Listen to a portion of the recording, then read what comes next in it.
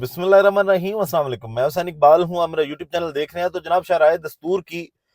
سفید عمارت، جس کو سپریم کورٹ آف پاکستان کہا جاتا ہے، جہاں سے لوگ جو ہیں وہ انصاف کی امید کرتے ہیں کہ جناب پاکستان کے اندر یہ انصاف فراہم کرنے والا آخری گھر ہے، وہاں پہ جو سرکس چل رہا ہے وہ ساری دنیا دیکھ رہی ہے، اور اس سرکس کا رنگ ماسٹر جو اپنا لوٹا پکڑ کے سائڈ پہ غائب ہو جاتا ہے، یا کبھی توپ پکڑتا ہے اور جگہ جگہ مچھروں کا شکار کرنے نکل جاتا ہے کہ جناب یہاں پہ کام پڑ گیا، لڑائی بڑھ گئی ہے، میں چپ کر کے غائب ہو جاؤں، میرے پہ کوئی بات نہ آ جائے۔ جس کو آج حسنات ملک صاحب نے کہا کہ اگر قاضی فائزہ صاحب کے بعد اس نظام کی جو دوسری گارنٹی ہے وہ چیف جسٹس یحییٰ آفریدی صاحب ہیں، اور اب وہ کھل کے آہستہ آہستہ سامنے آ رہے ہیں کہ ایک بھی آرڈر جو انہوں نے کیا تھا اس کے اوپر وہ قائم نہیں رہ سکے۔ اور جب عدالتوں کے اندر، عدلیہ کے اندر 26ویں آئینی ترمیم لانے سے پہلے اور بعد میں جو کچھ بھی عدالتوں کے اندر ہوا ہے، اس کے ذمہ دار قاضی فائز عیسیٰ صاحب جتنے ہیں، اتنے چیف جسٹس آف پاکستان یحییٰ آفریدی صاحب بھی ہیں، لیکن ان سے ان کی کان پہ کوئی جوئی نہیں رونگتی، ان کو پتہ ہی نہیں لگتا کہ جناب میں نے کیا کرنا ہے۔ وہ چپ کر کے کہتے ہیں مینوں تو چھٹی دو جی، میں تو جاواں، باقی پھر پیچھے جو ہوئے گا دیکھی جائے گی۔ اب جناب سپریم کورٹ میں ایک عجیب دنگل لگا، اور یہ دنگل لگا کہ جب 20 جنوری کو بینچز کے اختیارات کا کیس لگا، اور جب جج جا کے بیٹھے تو پتا چلا کہ جناب کاز لسٹ میں سے وہ کیس نکال دیا گیا، اور اس بینچ کے اندر جناب منصور شاہ صاحب تھے، جسٹس عائشہ ملک صاحبہ تھیں۔ اب پہلی چیز تو یہ کہ اس بینچ میں سے عائشہ ملک صاحبہ کو نکال دیا گیا۔ پھر وہ اس دن جب کیس نہیں لگا تو جسٹس منصور صاحب نے جو ایڈیشنل رجسٹرار ہیں سپریم کورٹ کے، ان کے جناب خلاف توہین عدالت کا نوٹس جاری کیا اور ان کو بلا لیا۔ اب جناب عدالت کے اندر آج وہ توہین عدالت کا کیس چلا۔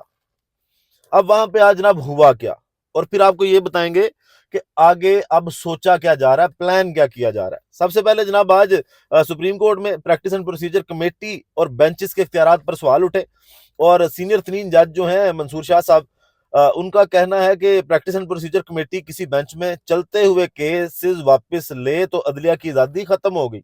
رجسٹرار سپریم کورٹ نے موقف اختیار کیا کہ کمیٹی کیسز مقرر کر سکتی ہے تو واپس بھی لے سکتی ہے، جس پر جسٹس منصور شاہ صاحب نے جواب دیا یہ تو ہم اس کیس میں اب آپ کو بتائیں گے کہ کمیٹی کیس واپس لے سکتی ہے یا نہیں۔ پھر جناب جسٹس عقیل صدیقی صاحب، انہوں نے ریمارکس دیے کہ پریکٹس اینڈ پروسیجر کمیٹی کا کام کیس پہلی بار مقرر ہونے تک ہے، جب کیس چل پڑے تو کمیٹی کا کام ختم ہو جاتا ہے۔ پھر جناب جسٹس منصور شاہ صاحب نے کہا کہ جہاں محسوس ہو فیصلہ حکومت کے خلاف ہو سکتا ہے تو کیس ہی بینچ سے واپس لے لیا جائے۔ جسٹس عقیل صاحب دوبارہ بولے جناب، انہوں نے کہا کہ ہمیں تو یہ بھی علم نہیں کہ موجودہ بینچ کا مستقبل کیا ہوگا، آج کیس سن رہے ہیں، ہو سکتا ہے کل یہ بینچ بھی نہ ہو، کوئی تیکھا سوال پوچھیں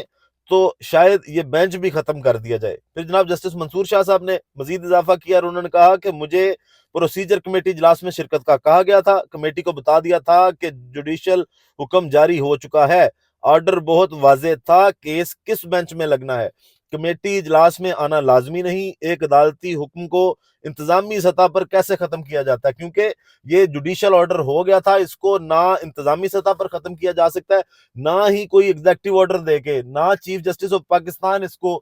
جو ہے وہ ہٹا سکتے ہیں۔ اب جناب جسٹس عقیل ملک صاحب نے کہا کہ ایک مقدمہ سننے سے کیوں اتنی پریشانی ہو گئی ہے، بینچ سے کیس ہی منتقل کر دیا۔ پھر انہوں نے یہ بھی کہا کہ جناب اس کیس کے اندر میرا شامل ہونا ہی شاید غلطی تھی۔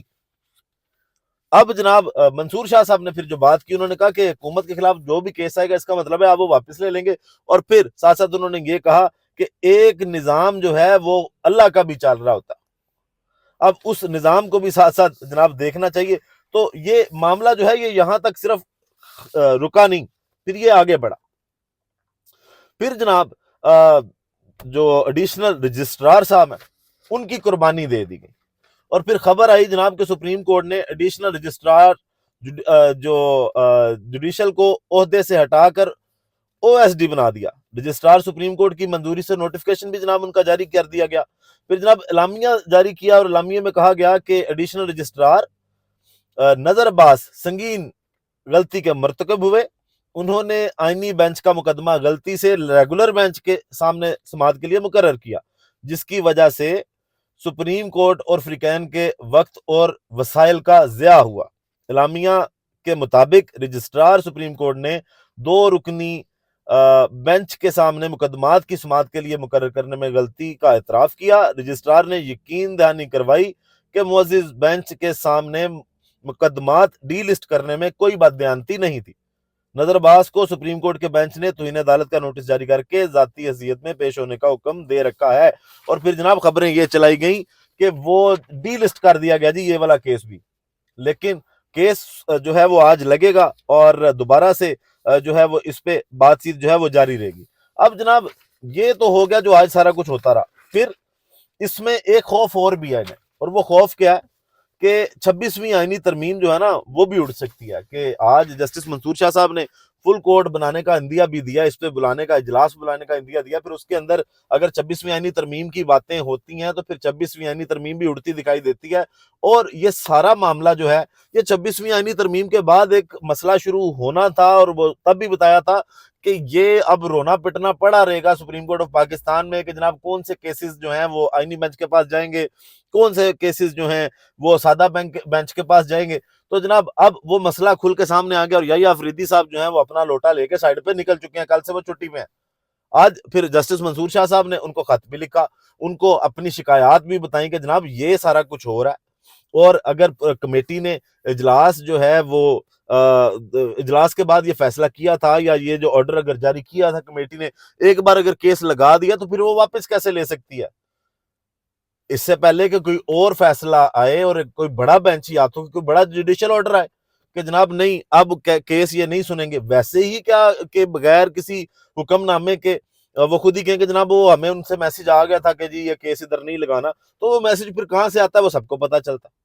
اب جناب یہ تو منصور شاہ صاحب نے آج کافی ان کو آڑے ہاتھوں لیا، اور اگر فل کورٹ اس پہ بلایا جاتا ہے اور 26ویں آئینی ترمیم پہ بات ہوتی ہے پھر رولا تو بہت پڑے گا۔ اب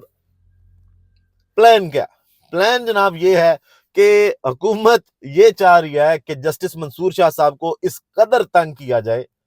کہ جیسے اعجاز الاحسن صاحب استعفیٰ دے کے چلے گئے تھے نا، ویسے ہی منصور شاہ صاحب جو ہیں وہ بھی ریزائن کریں اور گھر جائیں۔ اب تیاریاں کیا کی جا رہی ہیں؟ ایک تو فائلیں جھاڑ کے کوئی نہ کوئی اس طرح کا کیس جناب نکالنے کی کوشش کی جا رہی ہے کہ ان کے خلاف کوئی درخواست آ جائے، اور پھر ان کے اوپر بھی وہ سپریم جوڈیشل کونسل کے اندر کاروائی چلے اور وہ سارا معاملہ، اور ان کو بھی رسوا کیا جائے تاکہ یہ جسٹس اعجاز الاحسن صاحب کی طرح جو ہے وہ ریزائن کریں، گھر چلے جائیں۔ کیونکہ اس سے پہلے بھی جب chief justice of Pakistan justice Yahya Afridi صاحب کو بنایا گیا تھا اور جو موسٹ سینئر جج تھے وہ والا طریقہ کار تبدیل کیا، تو یہی امیدیں لگا کے بیٹھے تھے کہ منصور شاہ صاحب جو ہیں یہ چلے جائیں گے۔ اور جرم کیا ہے کہ صرف حالانکہ جسٹس منصور شاہ صاحب کچھ اس طرح کے کیسز میں بھی قاضی صاحب کے ساتھ تھے کہ جن کا نقصان ان کو آج خود بھگتنا پڑ رہا ہے، یہ کبھی قاضی صاحب کی ٹیم سے بھی کھیلتے تھے۔ اب جب سپریم کورٹ آف پاکستان کے ججز خود یہ خط لکھیں، اور لکھیں بھی الیکشن کمیشن کو، اداروں کو، کہ جناب ہمارے فیصلے نہ مانے جائیں، تو اس قدر بے توقیری تو ہوگی آپ کے فیصلوں کی، آپ کے ادارے کی۔ جب الیکشن کمیشن کو کہا جائے کہ جناب مخصوص نشستوں کا فیصلہ جو 8 ججز نے دیا نا اس کو نہیں ماننا، اور جب وہ فیصلہ الیکشن کروانے والا اس کو نہیں مانا جاتا، جس بینچ کے اندر جو الیکشن کروانے تھے، جب پنجاب اور کے پی کے اسمبلی نے استعفیٰ دیا تھا تو اس بینچ کے اندر تو منصور شاہ صاحب بھی موجود تھے، تو جب آپ خود سے وہ سارے کام نہیں کریں گے تو پھر ظاہر ہے آپ کو بھگتنا تو پڑے گا، اور آپ اب بھگت رہے ہیں۔ اور پھر اس قدر بے توقیری ایک ادارے کی، اور جج اس کے خود ذمہ دار ہیں، اور پھر وہی کہیں گے جناب کہ سرکس چل رہا ہے لیکن رنگ ماسٹر جو ہے وہ اپنا لوٹا لے کے غائب ہے۔ اب یہ لڑائی جو سپریم کورٹ آف پاکستان میں شروع ہوئی ہے یہ کہاں جا کے ختم ہوگی، یہ جناب بڑا اب ایک دلچسپ مرحلے میں یہ لڑائی چلی گئی ہے۔ سرکس جو ہے یہ لوگوں کے لیے ایک انٹرٹینمنٹ بنا ہوا ہے۔ ویڈیو کا اختتام کرتے ہیں اسی دعا کے ساتھ کہ اللہ تعالیٰ پاکستان پر اپنی رحمت نازل کرے۔ پاکستان زندہ باد۔